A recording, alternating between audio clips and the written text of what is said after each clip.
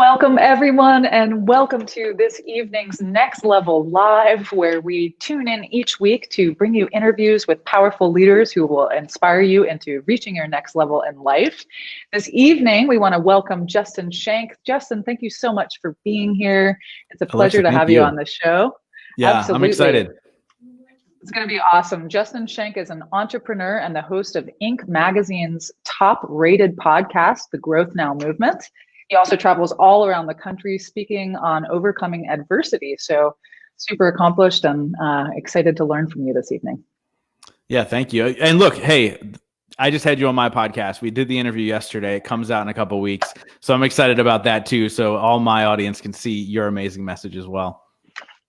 Oh, thanks. I love it. Back and forth. It's good stuff. So wonderful. So tell me, so you got into the Growth Now podcast and movement in 2016. That's just a couple of years ago.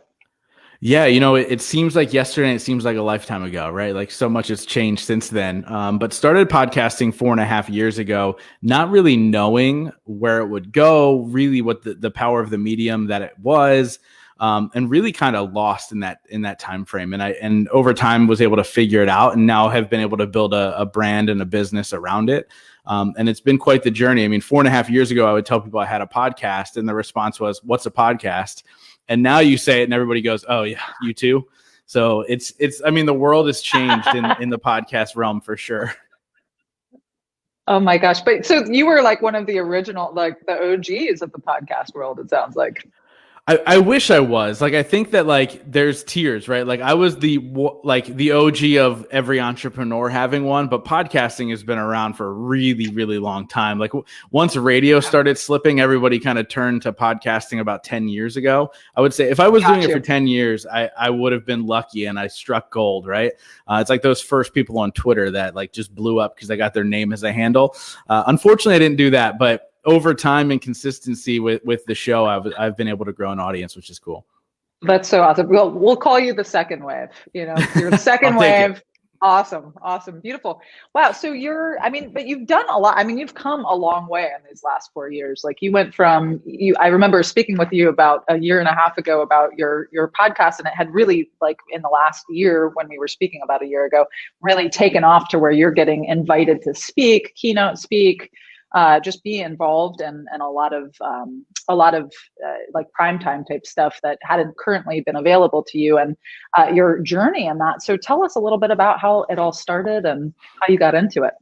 Yeah. So like I said, I started it 4.5 years ago. The idea came about 5 years ago. And I had a co-host at the time, and we're like, hey, let's launch this podcast and try and figure out business by interviewing top entrepreneurs and really pick their brain about how they did it. Because at this point in my life, I was about 30 years old at the time, and I had 3 failed businesses under my belt. And I was like, I don't want to fail again. So I have to find a way not to fail. And so the idea behind the podcast originally was, all right, let's learn from entrepreneurs, and maybe 1 or 2 people listen along the way. That was really what we said. And then 5 months before the podcast launched, everything changed in my life. So there was I got that phone call really that nobody wants to get. And it was my sister that called me and said, the doctor says you need to come. And so I took a 7.5 hour drive. I was up in Cape Cod at the time, drove down to South Jersey, and my mom was intubated in a hospital bed. And that was the day she lost her 20-year battle to opioids. And what that did for me was change my entire perspective of life. Like I was, that driven individual who I did well in the corporate world, but I wanted this entrepreneurial kind of clout. So people go, hey, look at Justin. Like he's done well. He came from a place where he shouldn't be doing well, and he's doing that. And I wanted that. And when my mom passed away, I realized that life has nothing to do with that. It has nothing to do with the money, the cars, the houses, the whatever, right? It really is about enjoying the journey and the process and finding joy even in the moments where life isn't that great.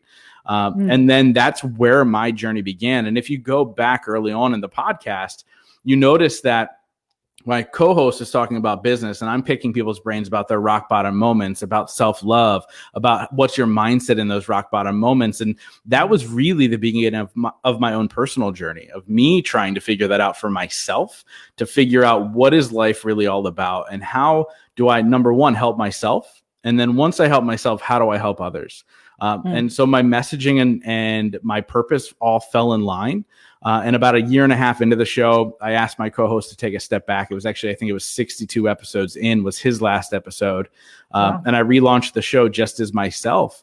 And I realized that when everything was in line, like when I was living in my purpose, when I was speaking from the heart, when I was vulnerable about my story and my journey and all of these things, people started to show up and they started to listen and they started to tell their friends, and all this growth started to happen organically. And then what ended up happening was Inc. magazine listed me as a top 8 podcast, and everything kind of blew up. Like I woke up one day, it was actually, here's the crazy thing. So my mom passed away November 15th, 2016. 2015, she passed away. Sorry. And it was November 15th, 2017 that the Inc. article hit. And so it was in the 2-year anniversary of my mom's death that everything changed for me. And when I started to get national notoriety and started to get asked to speak at events, and then everything kind of grew from there. A business launched from there organically, and so much more. Wow. That's a really deep and profound story, and speaks to getting real with yourself about what is actually the importance of what you're up to, and your why. I feel it sounds like you really got clear on what your why was as an entrepreneur and as somebody who is putting this content out there.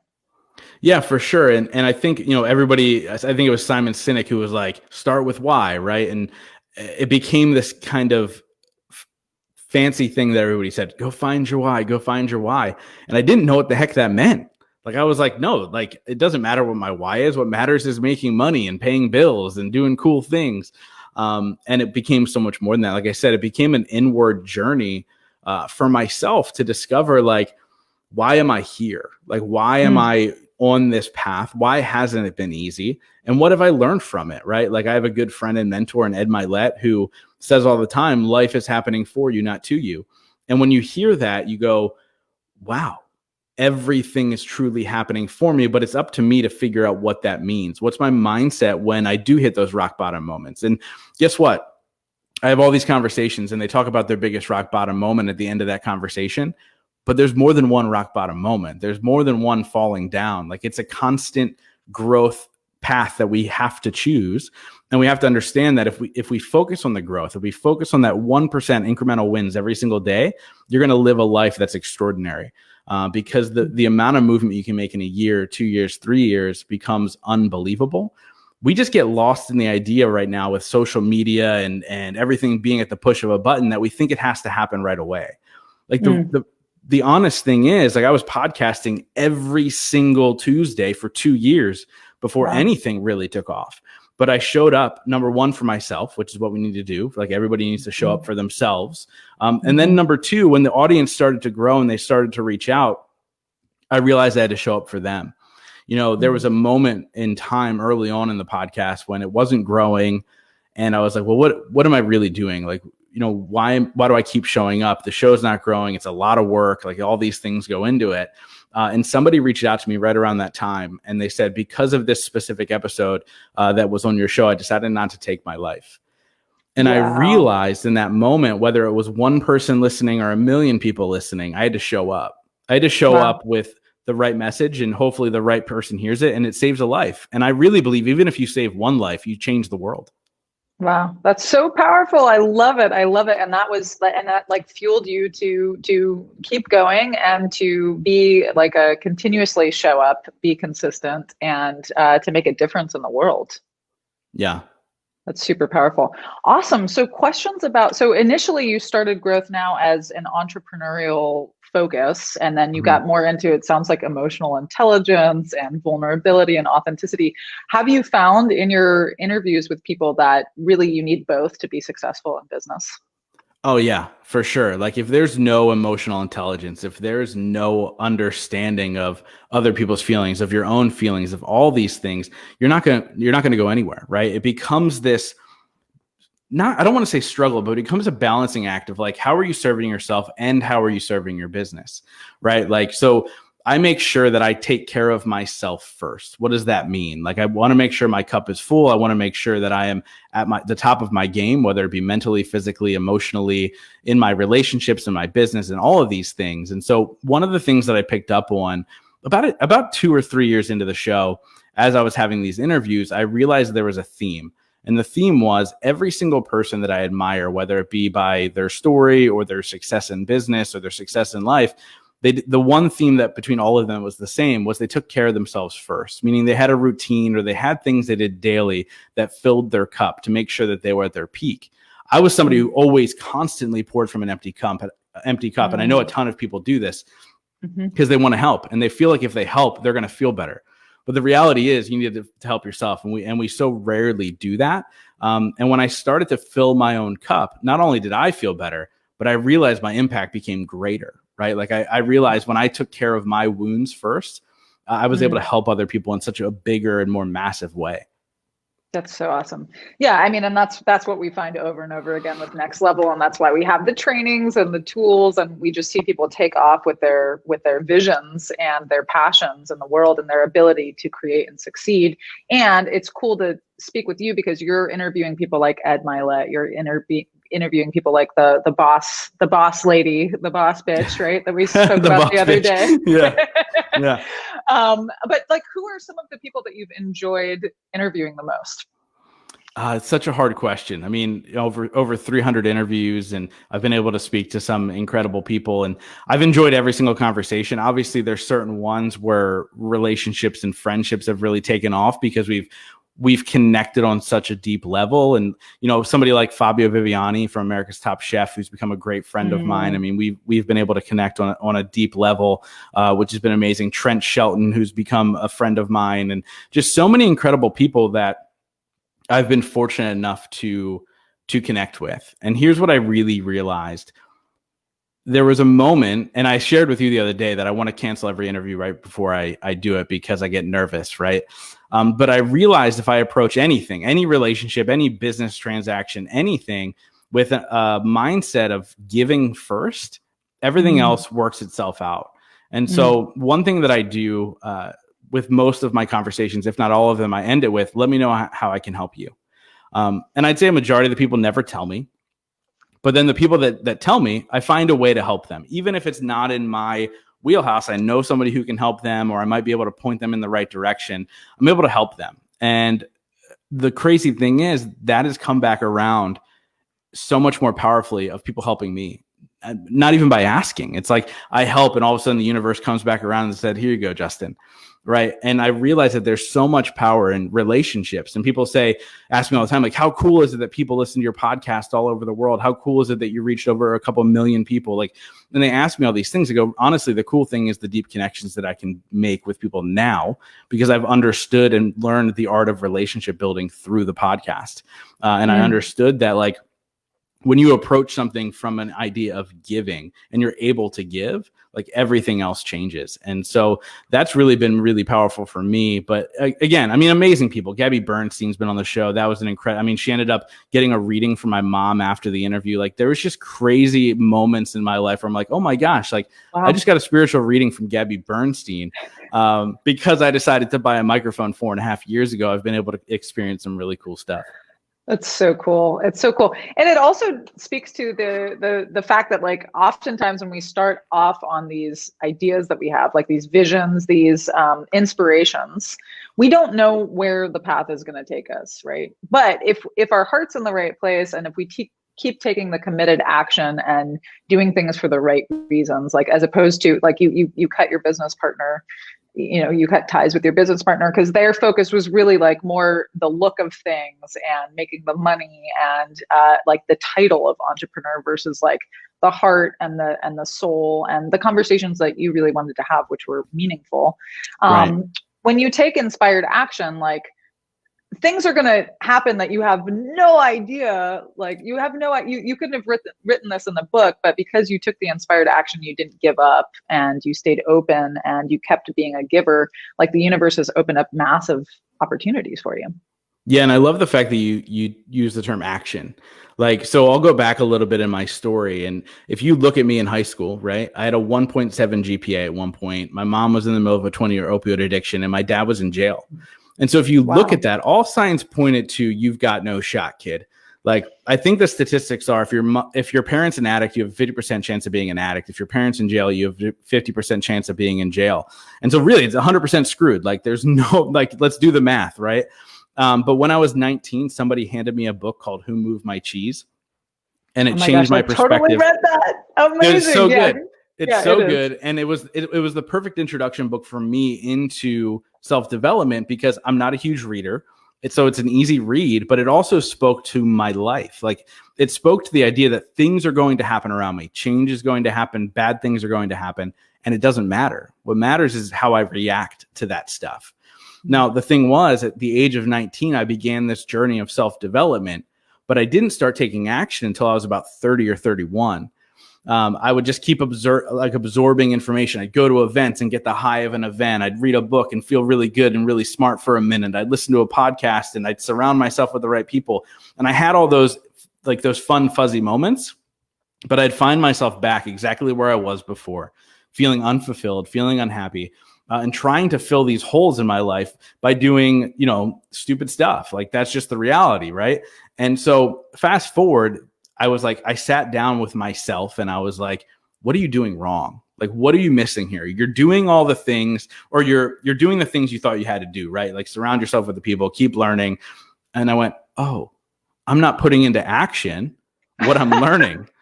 And nice. So once I made that shift, everything started to change, right? Like I was learning about how to do a podcast better, but I wasn't doing those things. I knew how to do it. I just wasn't doing it. And then I started to do it. And then it started to work. Started to listen to my coaches and my mentors and the people in my masterminds. And I was like, oh, this all makes sense. This actually works. But it's really about the action. The first step is figure out who you are and what it is you're supposed to put out in the world. The second thing is start to put in the action the things that you've learned.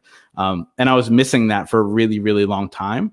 Now, obviously, I can go back and say, hey, let me change this. I wish I knew this at 21 or 24 or 25. But the reality is I needed to learn those lessons in the time that I needed to learn them. I'm not in any rush. I'm not look, the end of this life, all of us end up in the same place, and that's dead.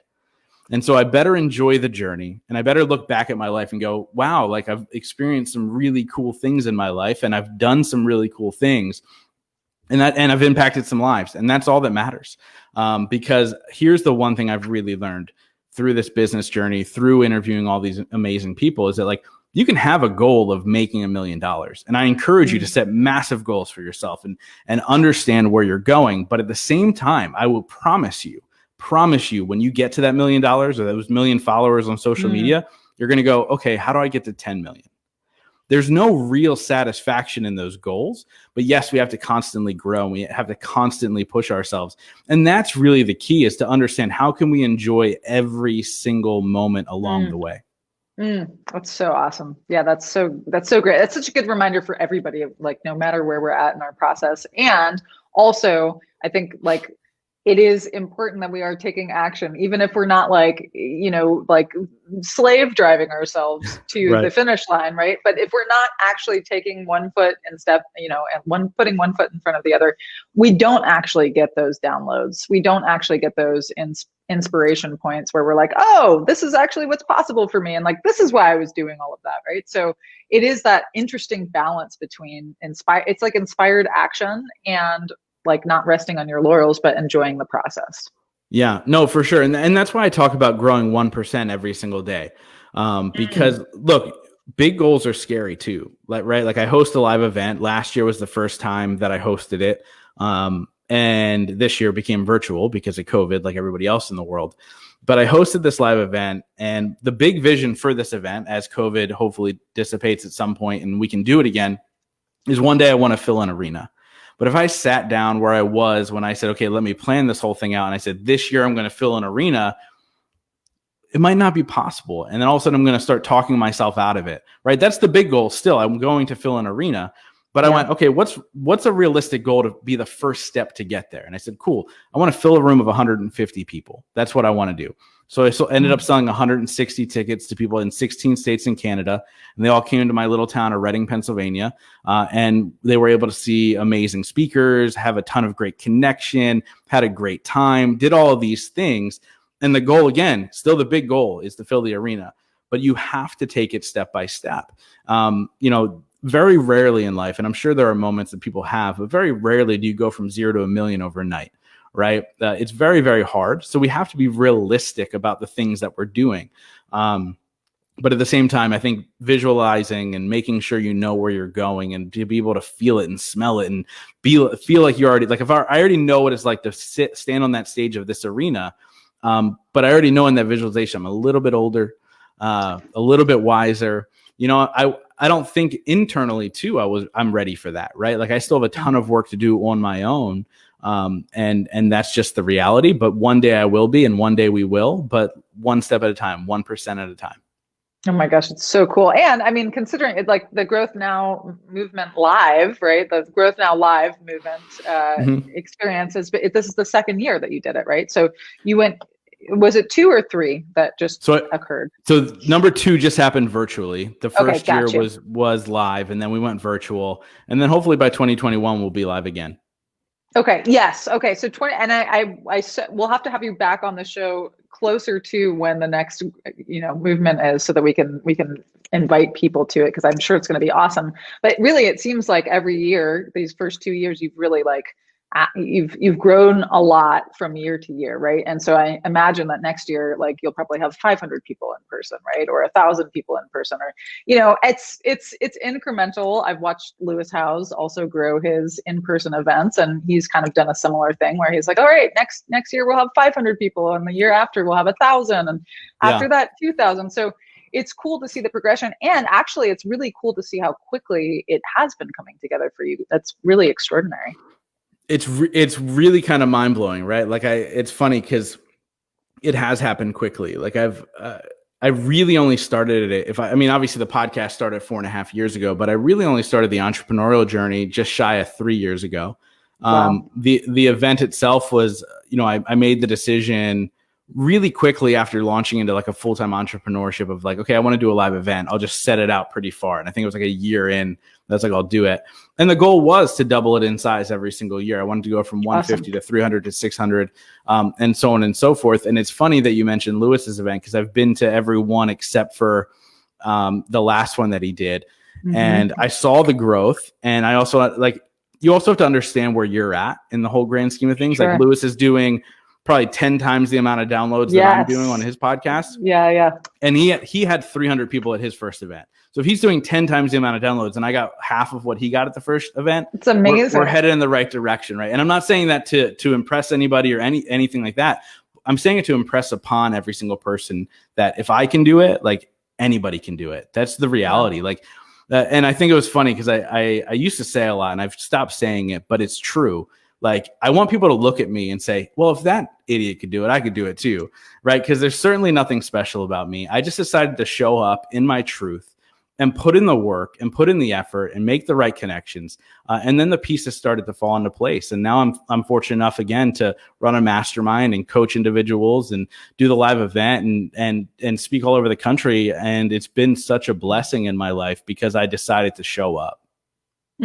It's super, super inspiring. And I will say your authenticity, like, it's so clear that you're a master at what you do. I mean, being interviewed by you yesterday and listening to you speak, like, you're made for this, actually. So it's super, super cool that you're on this journey.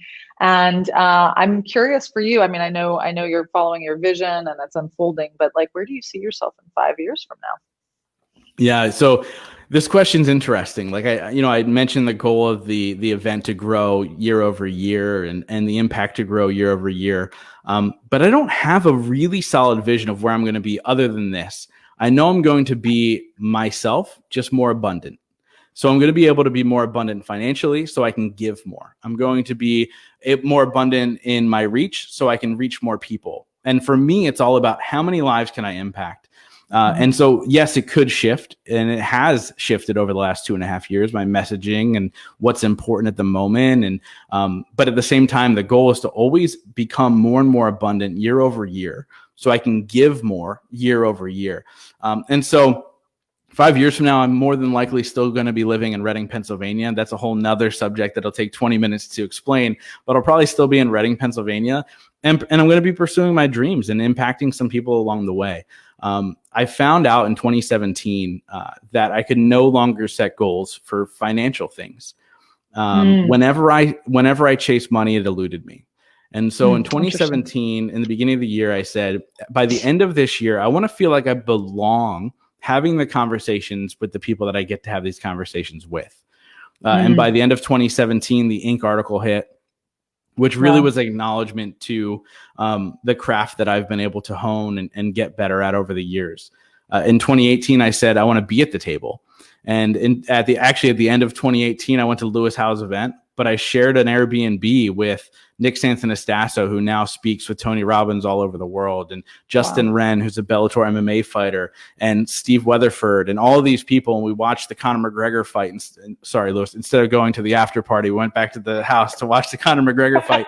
and it's funny because I sat there and I went, oh my gosh, like I'm at the table. Like I've made it. This goal has become real. In 2019, I set the table with my event. And then 2020, this year, obviously COVID has skewed some things, but my goal was to be invited to the table, be invited to others' tables, to be able to reach out to their audience, to inspire their audience. And just the other day, or just the other month, David Meltzer invited me onto his podcast. And so I've been able to really set an intention in my life, more than goals, but a true intention that was in line with my purpose and in line with what I wanted to do.